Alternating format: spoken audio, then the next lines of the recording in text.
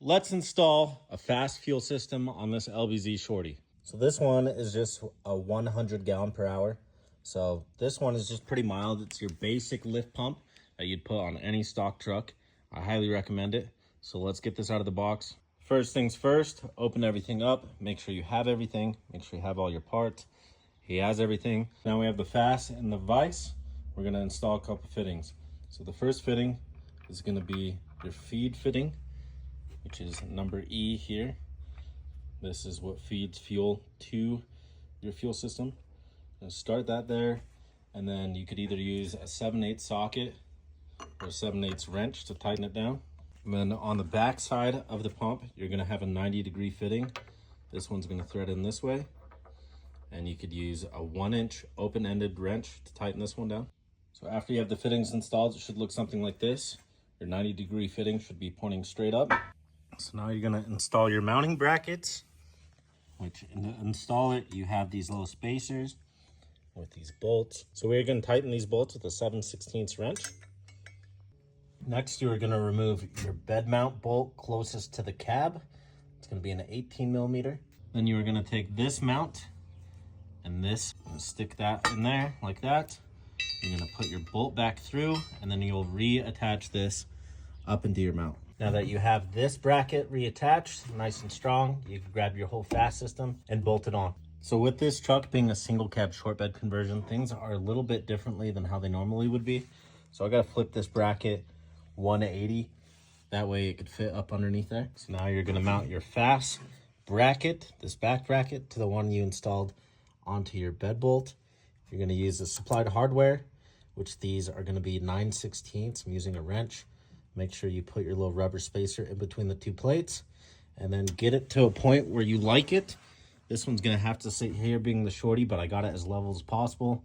Now I'm gonna tighten up the bolts. So now we are gonna install the return tube, and luckily for me, when they converted this to a short bed, they already cut the hose. So now I just undid the hose clamps.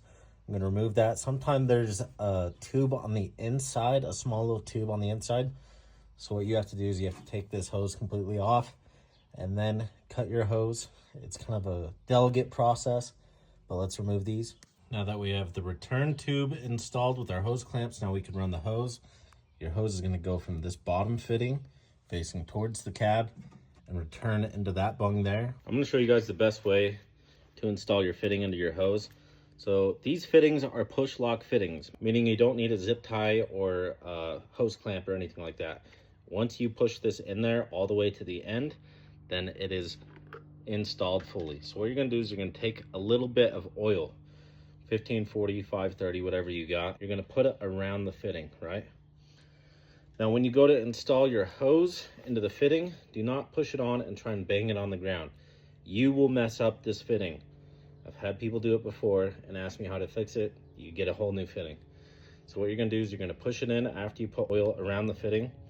And then what you are going to do is you're gonna cap your hand like this and press as hard as you can. With a little bit of oil, it gets it fully seated how it should be. You could pull on it and it's not coming off. The best tool that I've found to cut this hose is a PVC pipe cutter. You can get these at Harbor Freight for pretty cheap, and they make a nice, clean, straight cut. So this is how I have the return hose ran. It kind of looks long, right?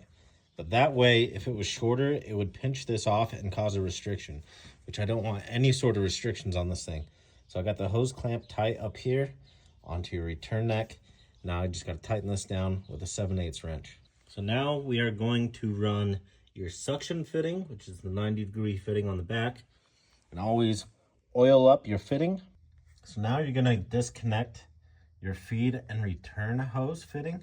So now you're gonna need a 1/2-inch quick disconnect fitting that I have there, that I've already removed the other hose, the other half of the hose, which is that piece there. It's gonna be above your fuel cooler. And a lot of people like to remove your fuel cooler. I, for some reason, like to fight them, but I was able to get this one pretty easily within 5 minutes or so. So now you're gonna take your blue fitting here with this barb, and you're gonna flip it around and plug it into that female end. So you're gonna take blue into this end, And then you'll take your black fitting that you got with your kit, which looks like this, and you're going to put it onto that other side that you just removed there. You're going to use a hose clamp with this hose. We got our suction hose ran all the way down underneath. It is very loose right now, connected to the blue fitting that goes to the tank for your suction. Now we're going to run our feed fitting and hose. So we got our push lock fitting pushed onto the hose. The thing I like about Fass is they give you plenty enough hose to run it however you want it to. With this being kind of custom, we're going to need some extra. As you can tell, we have quite a bit of loose hose here. We will zip tie it up, zip tie it together to your feed hose, make everything look good, and be solid and secured. That way it's not going to rub on anything. But let's get this thing put on. So the only fitting you should have left is the top fitting facing towards the cab. So we're going to tie into this.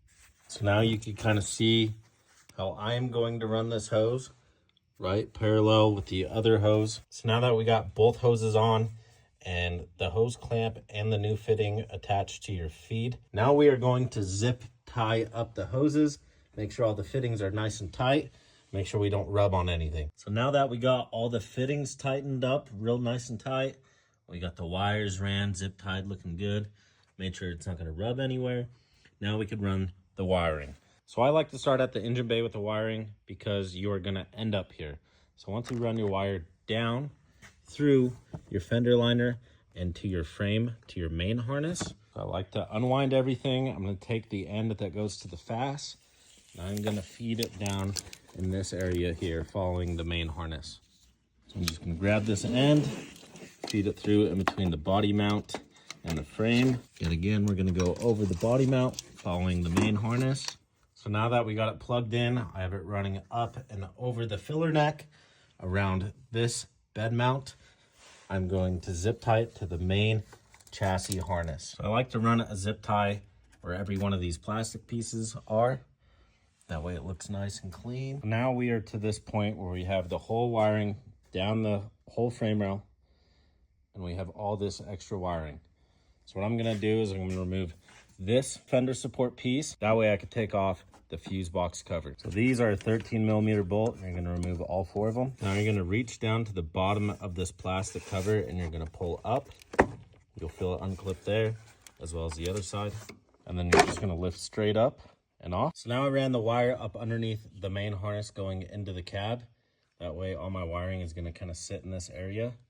So now you're gonna take your relay and plug it into this plug. So after you get your relay on the connector, you're gonna take this little silicone boot and slide it over.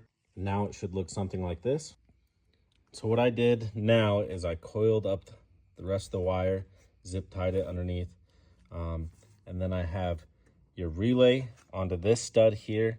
I used a 1564 drill bit by hand to widen that hole so it just threads on, and then I'll end up putting an M6 nut on that. Now what I'm going to do is a little bit different than everyone else. So I like a nice clean install. What I have here, your green wire is your ground wire.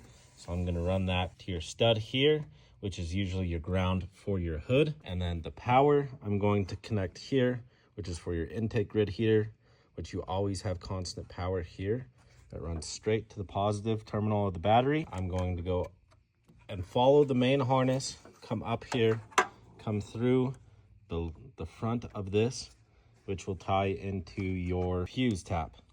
And your fuse tap will go into one of these fuses. I can't remember which one. I believe it's this one. So I got all my wiring ran how I want it. So we tied it into the ignition E fuse, which is right here, which on the fuse box cover, it is going to be this one here. To run the fuses, you're going to put your 3 amp on the bottom that comes with the Fass kit and your 10 amp out of the spot right there. So now we can plug that in. Now let's get the fuse box put back together, and then we'll add that 10 amp fuse. So now with the fuse box back on, you can tell how clean the wiring is. We got our fuse in here. All the wiring's tucked real nice out there. That way you don't have a mess of wiring everywhere. So now it looks nice and clean. We can put the cover on and we can put our fender support back on. So now that we are fully back together in the engine bay, wiring is nice and cleaned up, we're gonna install the filters and prime the system. Okay, so filter install, you're going to want a drain pan underneath. The nice thing about the filters, they give you a location of where they go. The one without the stem pipe is gonna go towards your wheel. instead of your cab. So let's open this thing up. First thing you gotta do is you gotta install this seal. It's like an O-ring. Lube up this O-ring seal. And then we're gonna put it on that pipe underneath, not the draw tube that goes down, the other side. Push it all the way up. Make sure it's fully set in place. Then we're gonna take your filter. We're gonna lube up the O-ring seal on this. A little bit of oil. Then we are gonna tighten this one fully on.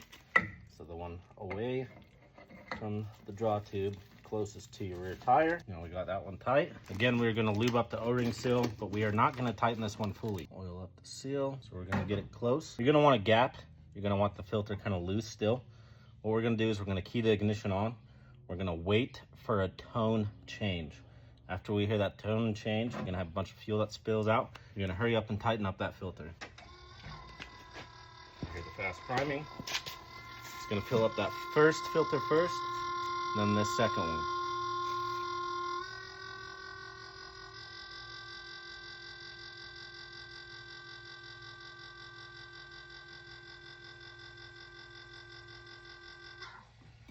Tone changed. Tighten up that filter.